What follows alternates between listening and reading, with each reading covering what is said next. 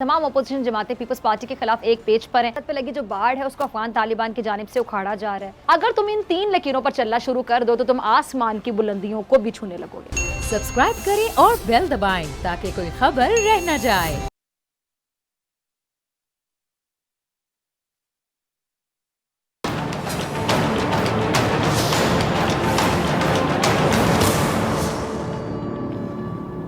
अस्सलाम वालेकुम नाजरीन, मैं हूं डॉक्टर फिजा अकबर खान और मैं हूं पाकिस्तान और आप देख रहे हैं पाकिस्तान के सबसे बड़े न्यूज़ चैनल का नंबर 1 प्रोग्राम ऐसे नहीं चलेगा।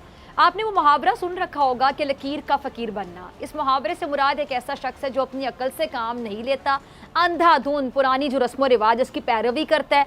लकीर का फ़कीर वाला जो मुहावरा है ना, उन लोगों पर मेरे ख्याल से ज़्यादा फिट बैठता है जो किसी के इशारों पर अंधाधुंध अमल कर रहे हों और उनकी अपनी कोई सोच ही ना हो, ना अपना कोई नज़रिया हो। अच्छा, इसी तरह ना एक और मुहावरा भी है, जैसे कहते हैं पत्थर पर लकीर होना। अब इसका मतलब क्या है कि जी मुस्तकिल जो पक्का या फिर ऐसा फैसला जो तब्दील ना हो सके या ऐसी बात जो हर सूरत हो कर रहे।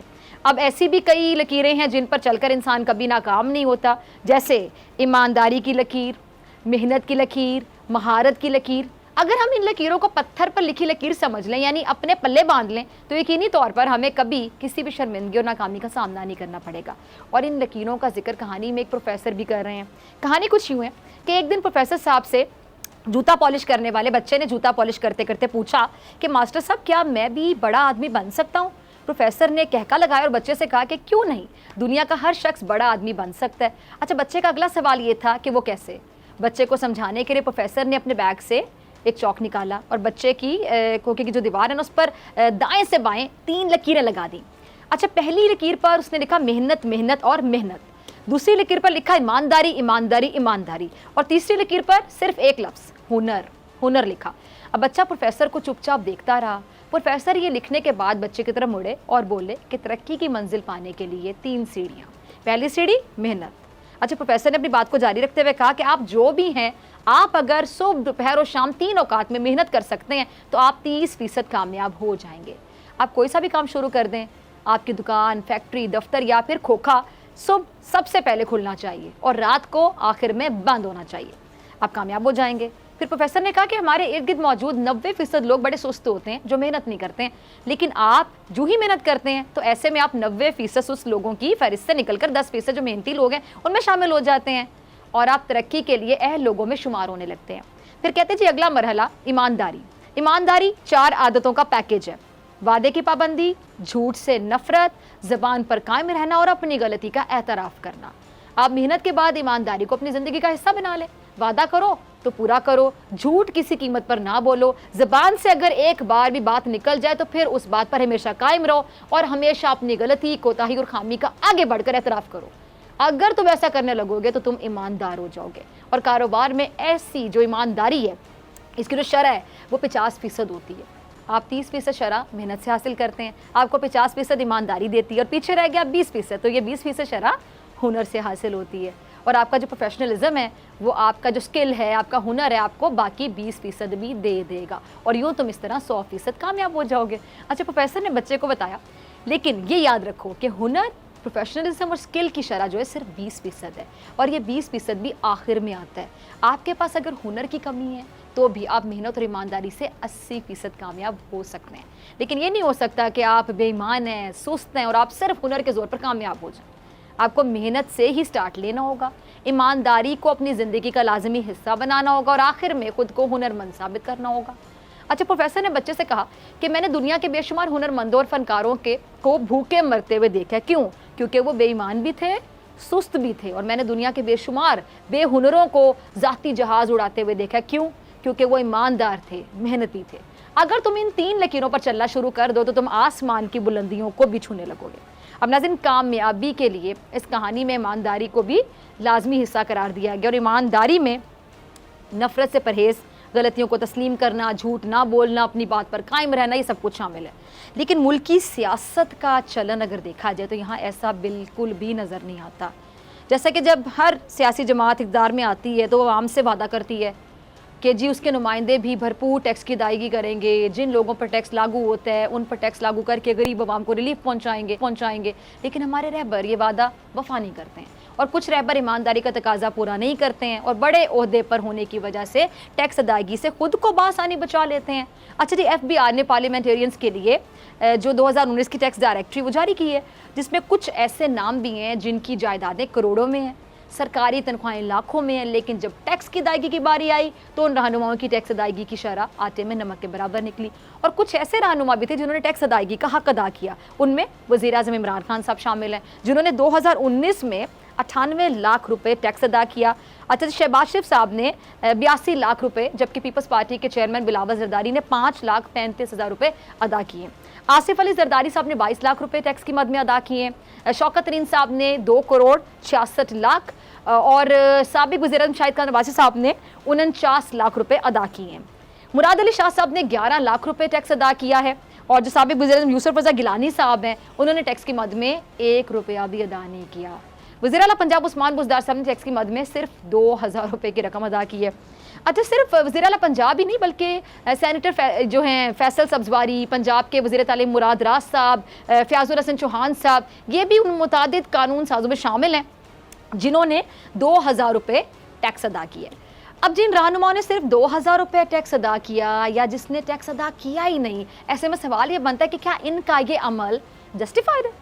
اب ٹیکس ڈائریکٹری کی جو تفصیل ہے اس کے بعد یہ ثابت ہو گیا کہ ہمارے رہبر اپنے کہے ہوئے الفاظ پر بھی عمل نہیں کرتے ہیں۔ اب ایک سوال بنتا ہے، وہ کیا کہ جن رہبروں نے 1 روپیہ جمع نہیں کرایا ہے، جنہوں نے صرف 2,000 روپے ٹیکس ادا کیا، کیا ان کی تنخواہیں لاکھوں میں نہیں تھیں؟ اور اس حساب سے کیا ان کی ٹیکس کی مد میں ادا کی جانے والی جو رقم ہے وہ 2,000 روپے کافی تھی؟ چلے ٹیکس کو بھی چھوڑ دیں، سیاسی جماعتیں عوام کو ریلیف دینے کی بات کرتی ہیں، لیکن وہ عوام کو ریلیف کیا دیں گی؟ وہ تو ایک دوسرے کو تکلیف پہنچانا چاہتی ہیں۔ اب ایسے میں ایمانداری کا کون سا تقاضا، ایمانداری کے تقاضے کہاں اور کیسے پورے ہو سکیں گے؟ اب جو ہمارے رہبر ہیں ایک دوسرے سے کتنی نفرت کرتے ہیں، وہ یہ سندھ کے بلدیاتی نظام کے قانون میں ترمیم ہے، اس کے بعد آپ دیکھ سکتے ہیں کہ کیسے پیپلز ایک طرف اور باقی جماعتیں ایک طرف ہو کر ایک دوسرے سے الجھ رہی ہیں۔ باقاعدہ تلخ جملوں کا تبادلہ یہ بتا رہا ہے کہ جی نفرت، حسد اور یہ جو بغض ہے نا، اس کے شعلے سیاسی میدان میں لگی جو آگ ہے اس کو کیسے بڑھاتے چلے جا رہے ہیں۔ سعید غنی صاحب کا کلپ ہوگا، ذرا چلائیے گا۔ اچھا جی، یہاں کوئی جو ایک بندہ ہے نا، ایک بندہ نہیں ہے جس کو میں قصوروار ٹھہراؤں، یہاں سب قصوروار ہیں۔ اب کہیں کا غصہ کہاں نکل رہا ہے؟ پیپلز پارٹی نے سندھ اسمبلی میں بلدیاتی ایکٹ کو پاس کرایا، لیکن جو دیگر جماعتیں انہوں نے اس اقدام پر اعتراض اٹھایا۔ اب تمام سیاسی جماعتیں اس بل کی اس لیے مخالفت کر رہی ہیں کیونکہ ان کے بقول صوبے میں جو بلدیاتی ادارے ہیں ان کے حاصل کردہ اختیارات میں نہ صرف کمی کر دی گئی بلکہ ان کے اختیارات اور ذمہ داریاں حکومت سندھ نے اپنے ذمہ لے لی، اور اسی لیے جو تمام جماعتیں ہیں اس کے تحت بلدیاتی انتخابات میں جانے کو تیار نہیں ہیں۔ اب ظاہری سی بات ہے کہ اگر اپوزیشن جماعتوں کے اعتراضات کو دور نہیں کیا جاتا اور ایسے میں سندھ میں بلدیاتی انتخابات کا میلہ سج جاتا ہے تو پھر آپ خود سوچیں کہ کیا یہ میلہ لوٹنے والے پر دھاندلی کے الزامات نہیں لگیں گے؟ کیونکہ بلدیاتی انتخاب سے پہلے ہی یہ جو سیاسی جماعتیں ہیں یہ ایک دوسرے کو بلیم کر رہی ہیں۔ اچھا، جیسے میں نے پہلے کہا کہ بات بلدیاتی ترمیم سے آگے نکل چکی ہے، اور اصولی طور پر ہونا تو یہ چاہیے نا کہ سیاسی معاملے کو سیاسی انداز میں حل ہونا چاہیے۔ سیاسی معاملہ ہو یا تو پارلیمنٹ میں حل ہونا چاہیے یا پھر مذاکرات کے ذریعے جو اختلافات ہیں ان کو ختم کیا جا سکتا ہے، لیکن یہاں بات دور تک نکلتی نظر آ رہی ہے۔ اب معاملہ سیاسی رائے نہیں ہے بلکہ ایک دوسرے کی پگڑی اچھالنے تک پہنچ گیا ہے۔ اور میں یہاں ایک بار پھر کہنا چاہوں گی کہ قصور کسی ایک فرد کا، ایک جماعت کا نہیں ہے۔ وہ پنجابی میں کیا کہتے ہیں کہ یہاں آوے کا آوا ہی بگڑا ہوا ہے۔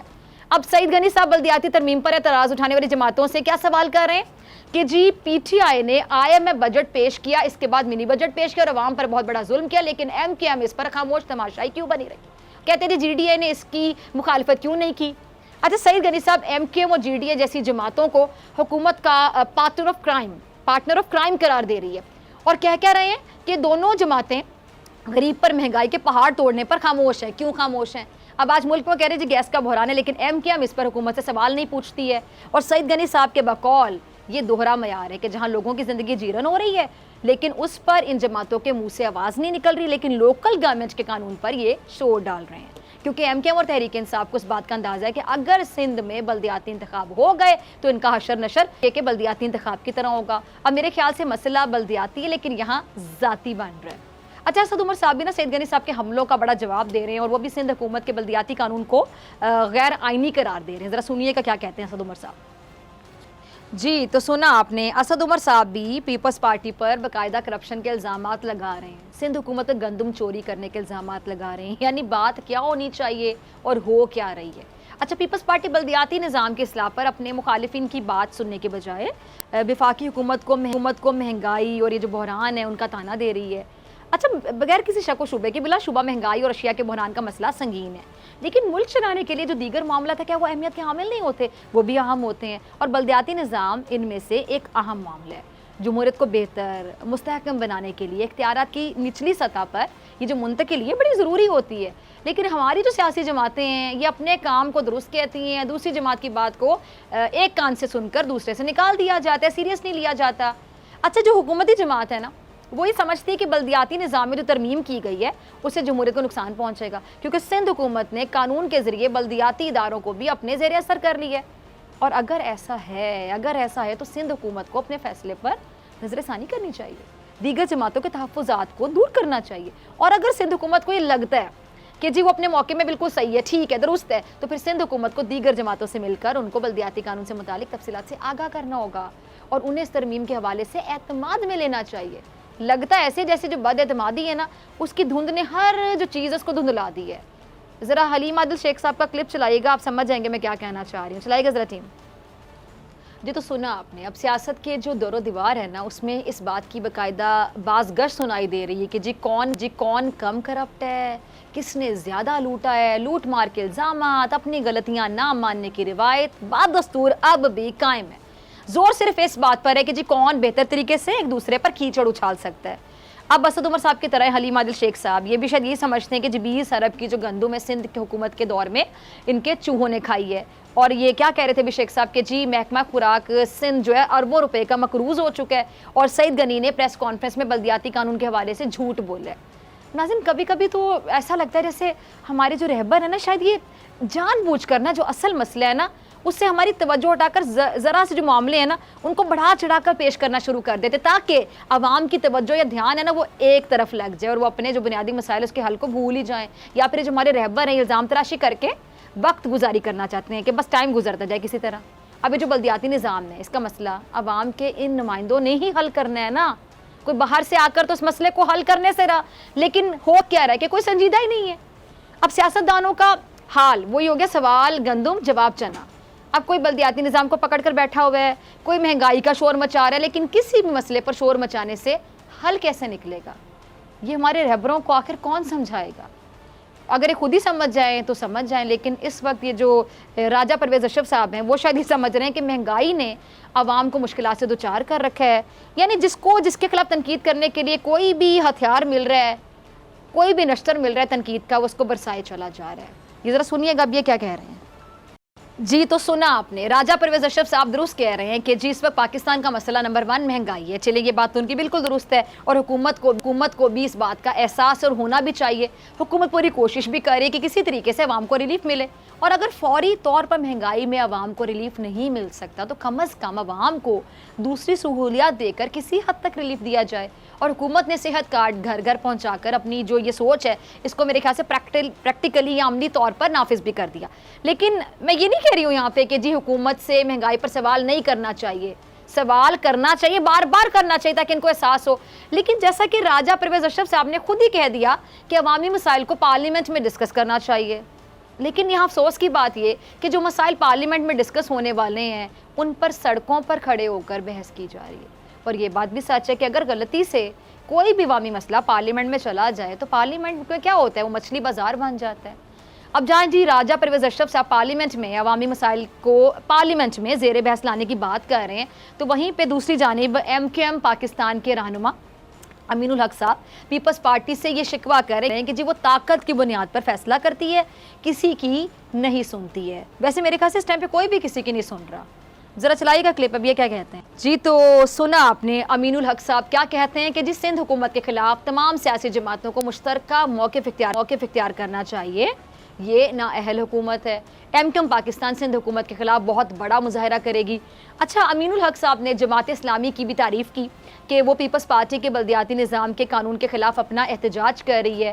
اچھا، جماعت اسلامی سے مجھے یاد آیا کہ وہ حافظ نعیم الرحمان صاحب بھی بلدیاتی نظام کے پیپلز پارٹی پر بڑی برہمی کا اظہار کر رہے ہیں. کیا کہنا، ذرا ان کا کلپ چلائیے، انہیں کی زبانی سنتے ہیں. جی تو سنا آپ نے، حافظ صاحب کیا کہہ رہے ہیں کہ جی پیپلز پارٹی قبضہ پالیٹکس کر رہی ہے جس سے عوام کا بھلا ہو ہی نہیں سکتا ہے. اب ناظرین وقت آ گیا ہے کہ یہ جو ہمارے رہبر ہیں نا، جتنے بھی رہبر ہیں جس پارٹی سے بھی تعلق رکھتے ہیں، تمام پارٹیز کے سیاستدان محنت، ایمانداری اور ہنر کی جو لکیر ہے نا اس کو اپنائیں، اب نہیں تو کب، اور ملک کو خوشحال بنائیں. ورنہ جو الزام تراشی کا سلسلہ چل رہا ہے، اس لکیر کو پیٹنے سے مزید یہ سلسلہ کب تک چلے گا؟ کب تک چلے گا؟ ان کو چینج کرنا ہوگا خود کو، ان کو تبدیل کرنا ہوگا خود کو، ملک کے لیے، عوام کے لیے، ملک کی بہتری کے لیے، ملک کی خوشحالی کے لیے. لیکن جس طرح یہ چل رہا ہے، اگر یہ تبدیل نہیں کرتے اور ایسے ہی چلتا رہے تو ملک کیسے چلے گا، نظام کیسے چلے گا؟ ایسے نہیں چلے گا. ملتے ہیں بریک کے بعد.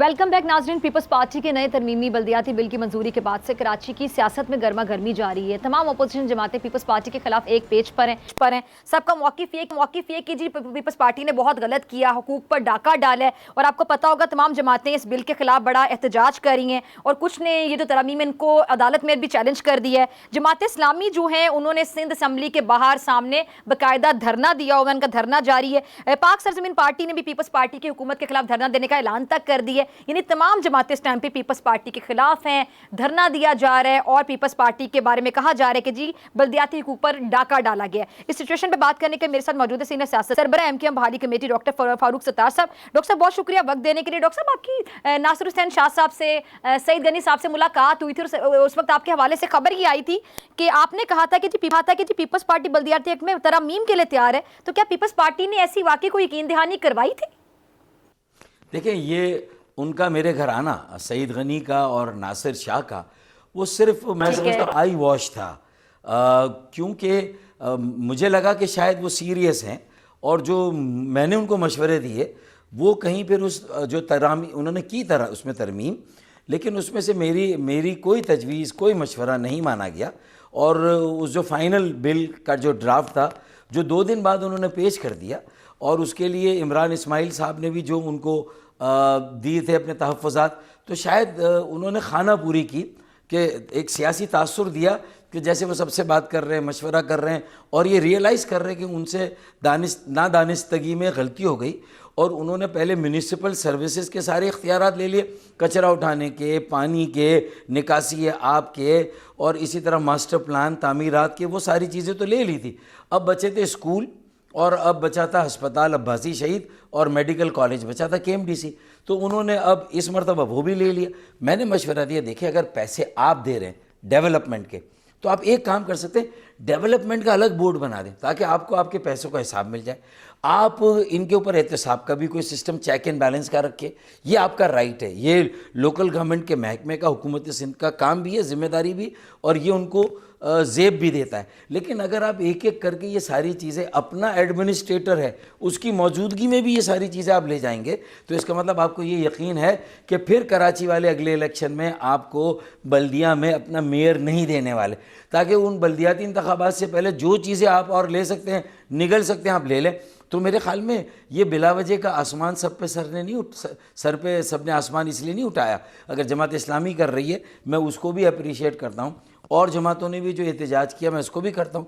میں نے بھی ایک بھرپور پر پریس کانفرنس کی، اور میری جو توقعات تھی کہ شاید کچھ بہتر سمجھ بوجھ وہاں قائم ہوگی اور مکالمہ ہوگا، اور ہم راستے نکالیں گے ان کی کیا ضرورت ہے، اس کو کیسے پورا کرنا ہے، لیکن عوام کو ریلیف ملے، انہیں ہسپتال میں بہتر سہولتیں ملے، دوائیاں ملے، زندگی بچانے والی دوائیاں ملنی چاہیے، اچھی تعلیم ملنی چاہیے، تنخواہیں ملنی چاہیے اساتذہ کو، ڈاکٹرز کو، پیرامیڈیکل اسٹاف کو، اور جو اسکول کا اسٹاف ہے. لیکن مجھے نہیں معلوم کہ اب کیا ہوگا اس کا. ٹھیک ہے، تو آپ ایک سینئر سیاستدان ہیں ڈاکٹر صاحب، آپ کو کیا لگتا ہے کہ اب سندھ حکومت کے خلاف یہ کیا اسٹریٹجی اپنانی چاہیے اپوزیشن کو اس معاملے کو ہینڈل کرنے کے لیے؟ میں سمجھتا ہوں کہ دیکھیں اپوزیشن احتجاج کرے، اور جتنا بڑا احتجاج مشترکہ اور متحد ہو کر کیا جائے گا اس کا اپنا اثر ہوگا. اسی لیے دیکھیں میں تو پہلے ہی اس استحصال، اس ظلم اور ستم اور جو ناانصافیوں کا ایک نہ ختم ہونے والا سلسلہ ہے، نئے سے نئے ریکارڈ بن رہے ہیں. میں مردم شماری میں وہ اگر اعتراض کر رہے ہیں تو اس کی بنیاد کچھ اور ہے، ان کے تحفظات اور جو شہری ہماری قیادت ہے اس کے تحفظات مختلف ہیں. اسی طریقے سے پھر انڈر اکاؤنٹڈ ہیں تو انڈر فنڈڈ ہیں, انڈر ریپرزنٹیڈ ہے, وہ نمائندگی نہیں ہے, تو اس پہ تھوڑی پیپلز پارٹی ہمارے ساتھ کھڑی کر مردم شماری پہ اعتراض ہے اور کاؤنسل آف کامن انٹرسٹ میں انہوں نے اعتراض کیا.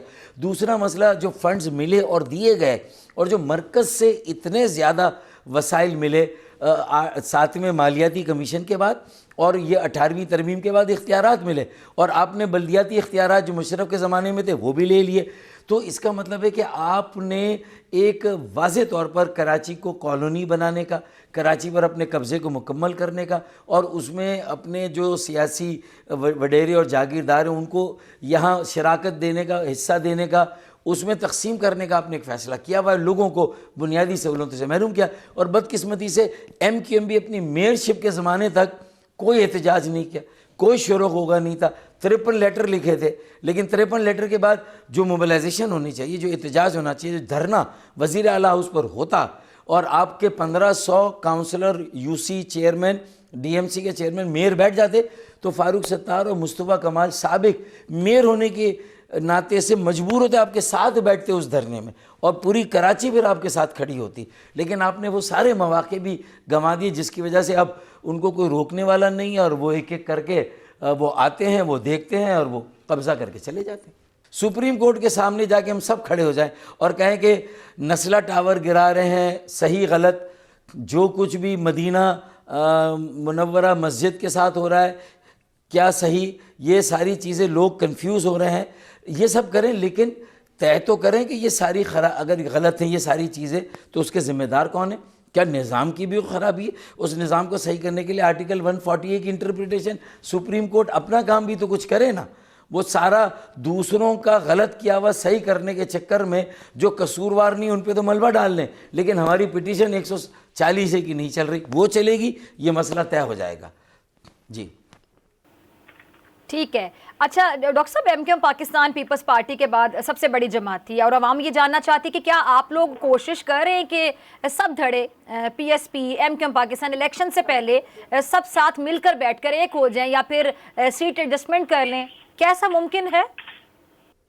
دیکھیں, یہ اصل میں سمجھتے, جب میں بات کرتا ہوں سب کو یکجا کرنے کی, تو سمجھتے کہ میں ایم کیو ایم میں واپس جانا چاہتا ہوں.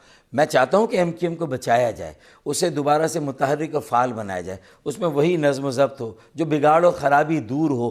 65% پارٹی کے سٹرکچر میں نوجوان, 35 سال سے کم عمر کے بیٹے بیٹیاں, ان کو لایا جائے. بلدیات کے انتخابات جب ہوں اور آئندہ انتخابات سارے, ان میں بھی 65% کوٹا 35 سال سے کم عمر کے نوجوانوں کا. ایک میئر کراچی کا, حیدرآباد کا 35 سال سے کم عمر ہو, اور ایک بیٹی جو ہے ڈیپٹی میئر ہو. یہ میرا ویژن ہے. میرے ساتھ ویژن شیئر کریں, اور اگر چلیں پارٹی کو ہمیں اس طرح مجھے آپ نہیں لینا چاہتے ہیں تو میں بھی کوئی مرا نہیں جا رہا, لیکن کراچی سندھ کے شہروں کے ساتھ جو سلوک ہو رہا ہے, سوتیلی ماں سے بدتر, لوگوں کو زندہ درگور کر دے گیا.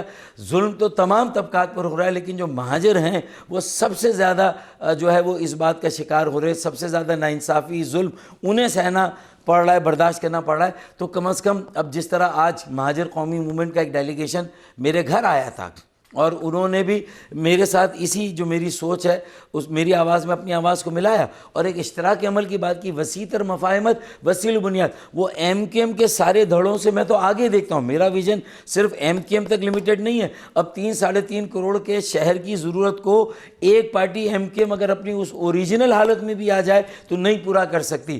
ایم کیو ایم کے ساتھ جو دیگر لسانی اکائیاں ہیں, ایم کیو ایم کے علاوہ دیگر سیاسی جماعتیں, جماعت اسلامی کے ساتھ بھی کہیں اشتراک عمل آپ کو کرنا ہوگا, سارے ایم کیو ایم کے دھڑوں کو مل کر. پھر اس کے بعد آپ کو پی ایم ایل این کا جتنا ووٹ بینک ہے, پھر پی ٹی آئی کی بھی جو باقی بچا کچا ووٹ بینک ہوگا, اس کو بھی کہیں نہ کہیں آپ کو ایڈریس کرنا ہوگا. اور پیپلز پارٹی کے بھی جو کراچی کے بیٹے ہیں, بیٹیاں ہیں, انہیں بھی سوچنا ہوگا ہمارے ساتھ مل کے کراچی کو اون کرنا, سیو کرنا. میں اون کراچی, سیو کراچی, میک کراچی, حیدرآباد, پھر لاڑکانہ, نواب شاہ, سندھ, پاکستان. اصل میں کراچی کو اون کرنا, پاکستان کو اون کرنا, کراچی کو بچانا بنانا, پاکستان کو بچانا بنانا, یہ میرا نیریٹو ہے, جس کے لیے میں دبئی عشرت العباد صاحب سے مل کے آیا.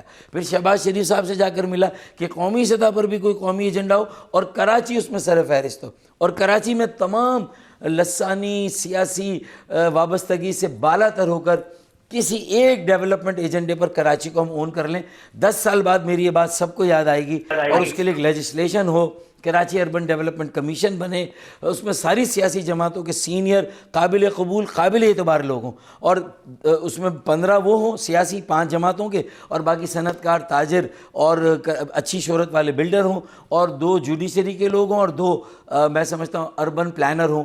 تو یہ ایک اگر قانون سازی اور یہ کمیشن بنتا ہے تو اگر اربوں سینکڑوں ارب روپے کراچی کو ملنے کے امکانات ہیں، اچھے ہاتھوں میں جائیں گے، 90% کرپشن کنٹرول ہو جائے گی. ٹھیک ہے. اچھا ڈاکٹر صاحب، آپ سینئر سیاستدان ہیں، تو آپ کی موجودگی کا میں فائدہ اٹھاتے ہوئے پی ڈی ایم تحریک کے حوالے سے پوچھنا چاہوں گی کہ پی ڈی ایم تحریک کی سیاست کو آپ کیسے دیکھ رہے ہیں؟ کیا واقعی پی ڈی ایم حکومت کو ٹف ٹائم دے گی؟ مہنگائی مارچ ہوگا، جتنے بڑے بڑے دعوے کیے گئے تھے کیا واقعی پورے ہوں گے، یا پھر پی ڈی ایم کی جماعتوں کا مقصد اپنا اپنا ذاتی مفاد ہے؟ کہتے ہیں نا مال کا دار و مدار نیتوں پر ہوتا ہے، وہی بات ہے، آپ کی نیت ہوتی ہے.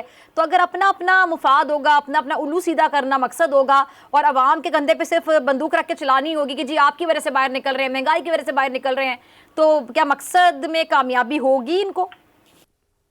دیکھیں، جس طرح پی ٹی آئی کی وفاقی حکومت اور جہاں ان کی صوبائی حکومتیں ہیں، ان کی ناکامی کا نااہلی، نا تجربہ کاری اور نالائقی کی وجہ سے جو پھر کرپشن بھی اس میں اگر کہیں پر آ جائے، تو صوبائی حکومت نے، پیپلز پارٹی نے تو اس میں اپنا ایک نیا ریکارڈ ہی قائم کیا ہے. تو ان کی تو لیکن اب جو اپوزیشن قومی سطح پر پی ڈی ایم بنی ہے، تو اس میں بھی جو مختلف اکائیاں ہیں وہ اپنے اپنے مفادات کو آگے پش کرتی ہیں، اور ایک اجتماعی مفاد جو 22 کروڑ 23 کروڑ عوام کا ہونا چاہیے، ابھی بھی اجتماعی دانش، اجتماعی فیصلے یا اجتماعی ذمہ داری کا احساس نہیں ہے. کلیکٹیو وزڈم، کلیکٹیو ڈیسیشن اور کلیکٹیو رسپانسبلٹی کراچی کی سطح پہ بھی ضرورت ہے اور قومی سطح پہ بھی ضرورت ہے. لیکن مجھے پی ڈی ایم میں وہ معذرت کے ساتھ وہ چیز نظر نہیں آ رہی، جس کی وجہ سے مجھے نہیں لگتا کہ پی ڈی ایم عوام کی توقعات پر پورا اتر سکتی ہے. ٹھیک ہے. اچھا ڈاکٹر صاحب، میرے پاس آخری 1 منٹ ہے، میں آپ سے بھی جاننا چاہوں گی کہ جہانگیر ترین صاحب سے آپ کی ملاقات ہوئی تھی، اس بارے میں ذرا بتا دیں، کوئی خاص سیاسی ایجنڈا تھا اس ملاقات کا؟ دیکھیں، عشرت العباس صاحب سے ہوئی، شہباز شریف صاحب سے ہوئی، اب جہانگیر ترین صاحب سے، پھر انشاءاللہ چودھری شجاع صاحب کے پاس میں جا رہا ہوں. سراج الحق صاحب کے ساتھ بھی میرا ٹائم طے ہو رہا ہے، میں ان سے ملوں گا. مولانا فضل الرحمان، اسفندیار ولی، اور ہو سکتا ہے پی ٹی آئی کی بھی کوئی مجھے اگر اسد عمر سے یا کسی سے میں ملوں تو یہ، اور پھر یہاں کراچی کے اندر بھی جو مختلف اکائیاں ان سے بھی. تو میرا مقصد ہمارا یہ ہے کہ دیکھیں، یہ اب کچھ چیزیں ایسی ہے اس پر ایک قومی ایجنڈا بنانا ہوگا، ایک وسیع البنیاد اشتراک عمل کرنا ہوگا. ہم آئندہ انتخابات کے بعد حکومت میں جائیں یا اپوزیشن میں جائیں، ہمیں اس ایجنڈے کو یکساں طور پر اون کرنا ہوگا، اور اس پر اپوزیشن کی جماعتیں بھی، ان کی سوچ بھی وہی ہو، اور اس ایجنڈے پر عمل درآمد ہماری پرائرٹی ہونی چاہیے.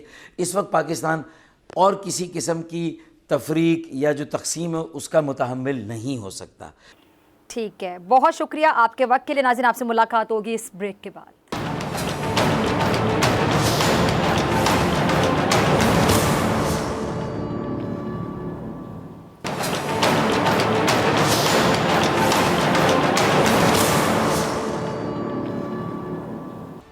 ویلکم بیک ناظرین. پاک افغان سرحد پچھلے 2-3 ہفتوں سے ایک نیا تنازع جنم لیتا دکھائی دے رہا ہے. سرحد پہ لگی جو باڑ ہے اس کو افغان طالبان کی جانب سے اکھاڑا جا رہا ہے، اور موقف یہ اختیار کیا جا رہا ہے کہ یہ باڑ ایک قوم کو علیحدہ کر رہی ہے، اور یہ باڑ افغانستان کی حدود میں لگائی گئی اور وہ اس باڑ کو نہیں مانتے ہیں. اچھا، اب تک طالبان 2 مقامات سے باڑ اتارنے میں کامیاب ہوئے ہیں، جس کی ویڈیوز جو ہیں سوشل میڈیا پر منظر عام پر آ چکی ہیں. طالبان حکومت کی وزارت دفاع کے ترجمان کا ایک ویڈیو بیان بھی سامنے آیا ہے، جس میں وہ یہ کہہ رہے ہیں کہ جی باڑ سے 2 قوموں کے مابین فاصلے بڑھتے ہیں اور باڑ عالمی اور علاقائی اصولوں کے خلاف ہے. پاکستان نے معاملے پر کافی عرصہ خاموشی اختیار کی، مگر بالآخر گزشتہ روز وزیر خارجہ شاہ محمود قریشی صاحب نے خاموشی توڑ ڈالی اور کہا کہ جی سرحد پر باڑ سے متعلق جو مسائل ہیں وہ چل رہے ہیں، مگر پاکستان نے اس معاملے کو افغان حکومت سے ساتھ اٹھایا ہوا ہے اور ہم تنازع پر بات چیت کر رہے ہیں.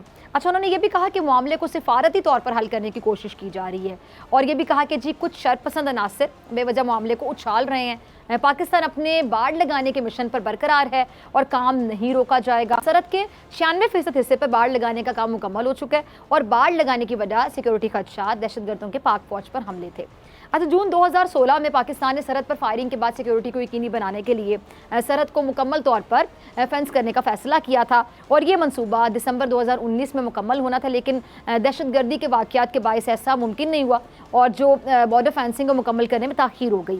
اچھا، اب تک کے بیانات کے مطابق یہ ظاہر ہو رہا ہے کہ افغان طالبان سرحد پر باڑ کے شدید مخالف ہیں اور افغان حکومت اب تک کوئی حتمی بیان سامنے نہیں آیا ہے اور دونوں ممالک کے مابین جو اندرونی طور پر مسئلے ہیں اس کو حل کرنے کی کوشش کی جا رہی ہے۔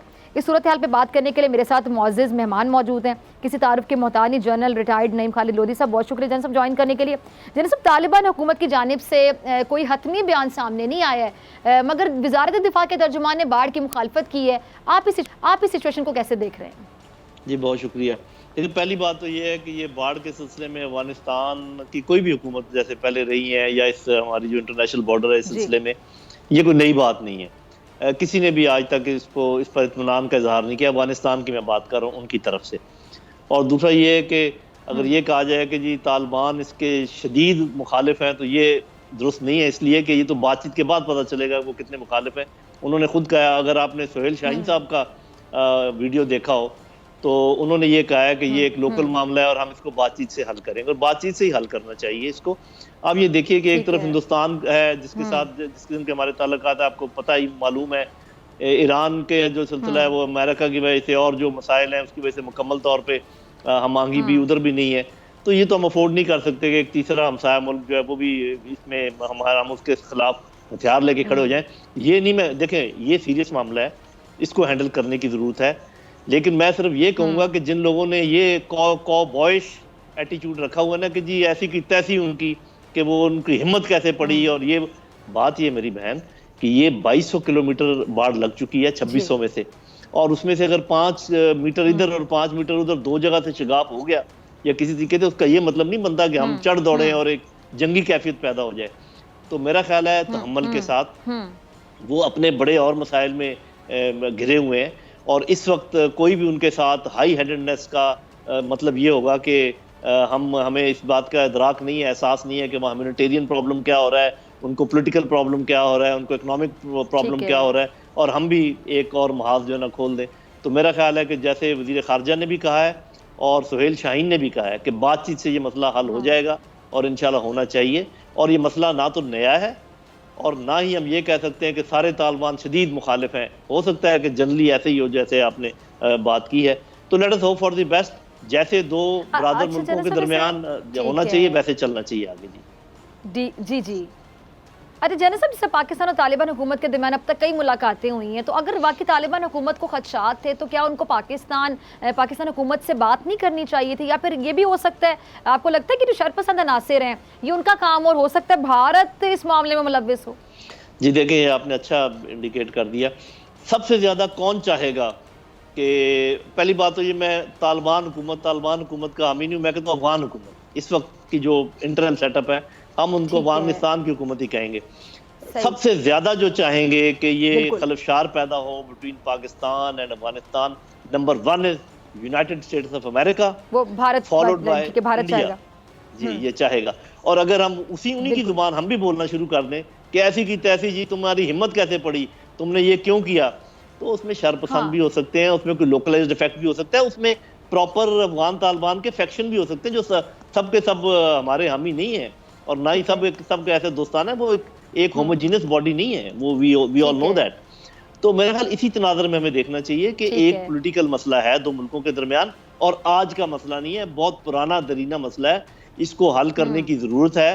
اس کو آپ گلاس اوور نہیں کر سکتے کہ ٹھیک ہے جی ہم نے باڑ لگا دی تو ہماری طرف سے تو یہ ڈن ہے، ایسے نہیں ہو سکتا جب تک دوسرا ملک اس پر اگری نہ کرے۔ اس کے لیے ہمیں اگریمنٹس کرنے پڑیں گے، ان سے بات چیت کرنی پڑے گی، اور میرا خیال ہے اس میں کوئی بات نہیں۔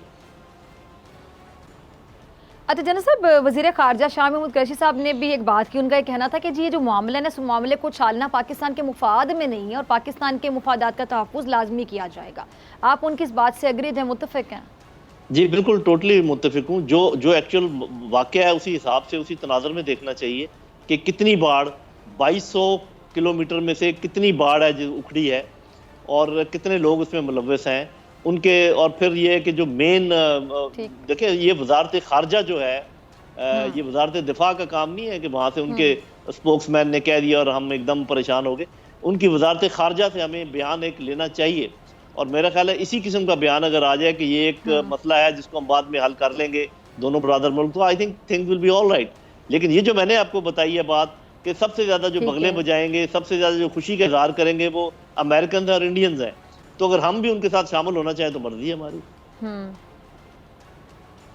ठीक है। अच्छा जना साहब, ये सरहद के अतराफ कुछ मुजरिमाना अनासिर भी हैं जो इस बाढ़ के खिलाफ होंगे, क्योंकि इससे स्मगलिंग और जो दूसरे गैर कानूनी धंधे हैं वो भी मुतासिर होंगे, तो ये भी तो वजह हो सकती है इस मसले को सोशल मीडिया पे जिसमें उठाया जा रहा है, उठाकर पाकिस्तान को प्रेशराइज किया जाए।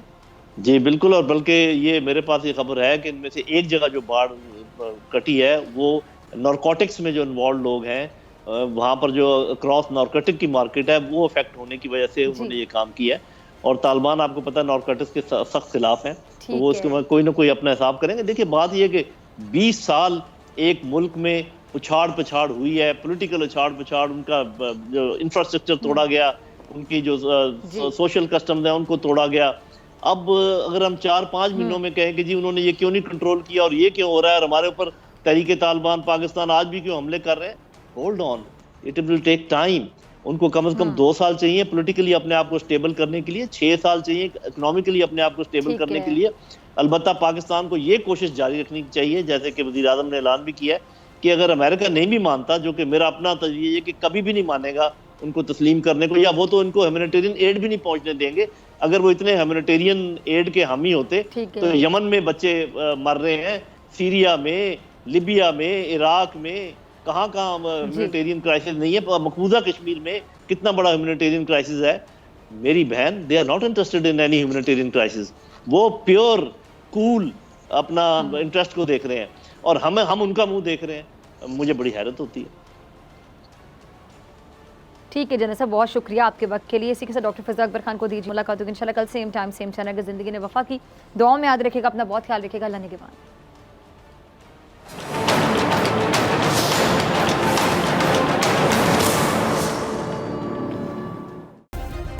सब्सक्राइब करें और बेल दबाएं ताकि कोई खबर रह न जाए।